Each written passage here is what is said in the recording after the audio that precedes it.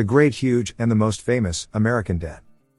Yes, you have heard it right, it is $1 trillion debt. In fact, its interest is also in trillions. Some of them say, it is a borrowing addiction. And the others say it won't be a problem. But after the 2020 pandemic came into the scene, the debt just exploded. So, will this huge American debt be a problem? Well, let's find out. Before addressing how the national debt impacts, we need to understand what it means. To explain in a simple way, the federal government generates a budget deficit whenever they spend more money than they bring in through income-generating activities, such as taxes. Like in your household budget. Sometimes your needs are more than your earnings. Then you use your credit card to fill that gap.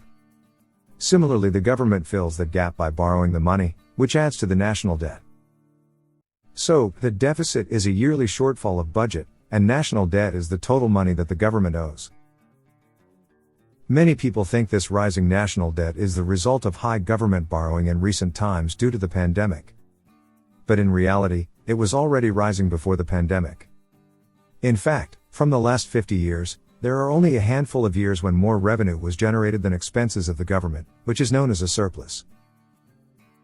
So you might be thinking, where the government spends all of this money? Well, the largest chunk goes to the mandatory spending, such as the Social Security programs and healthcare programs.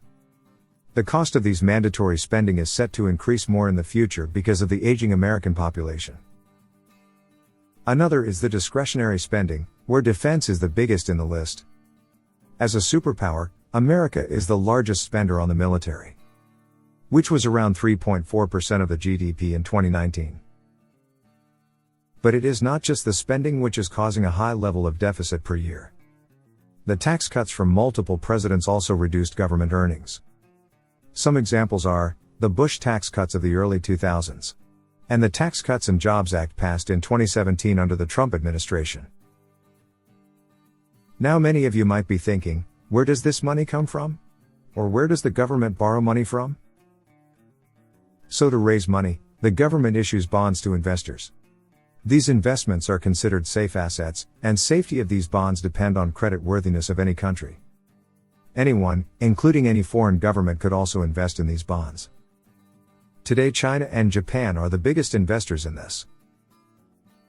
Now there are times when the government need lots of money in a very short duration of time, like in a pandemic.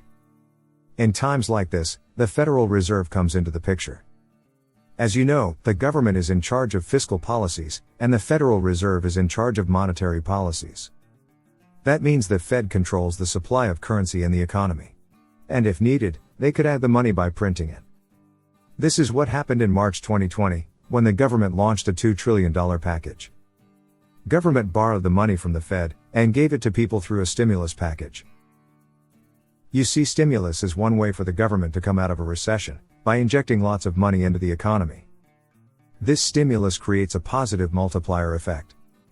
The injection of money in terms of extra income leads to more spending, which creates more income, and so on. For example, if the government sends a check for $1,200 to you, then you spend that money on groceries, car maintenance, or to pay your rent. So ultimately your spending becomes income for a business. Then that business spends on equipment, worker wages, energy, materials, taxes, and investor returns. So, it creates a cycle of economic activities and helps the economy to grow. But at the same time, this stimulus has led to massive borrowings, which further led to rise in debt. You must be knowing the debt is calculated in terms of the debt to GDP ratio. In 2019, the US had a debt to GDP ratio of 108%.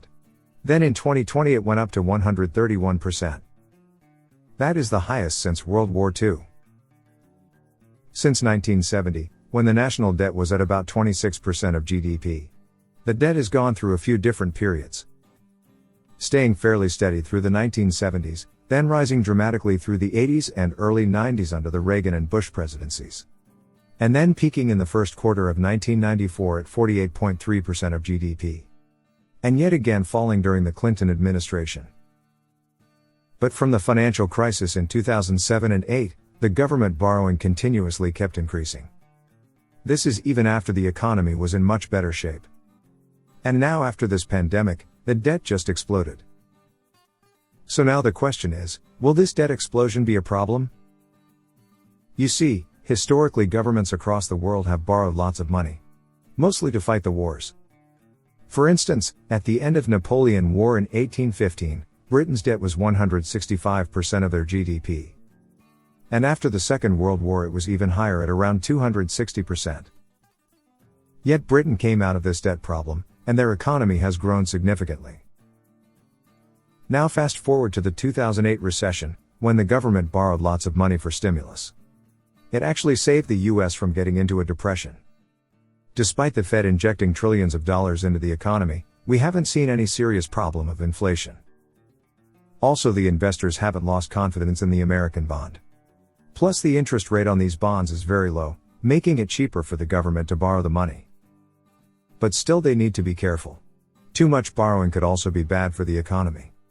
Because even when the interest rate is low, analysts predict that with the current rate of borrowing, the government could need to pay $4.2 trillion in interest rate over the next decade.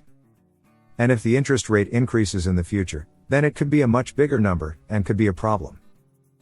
Now, despite all the criticism and risk on debt, the pandemic left no choice, not just for the US, but for many countries to keep borrowing. Now, one way to come out of this situation is to reduce the government spendings and raise taxes. But there are two difficulties in this.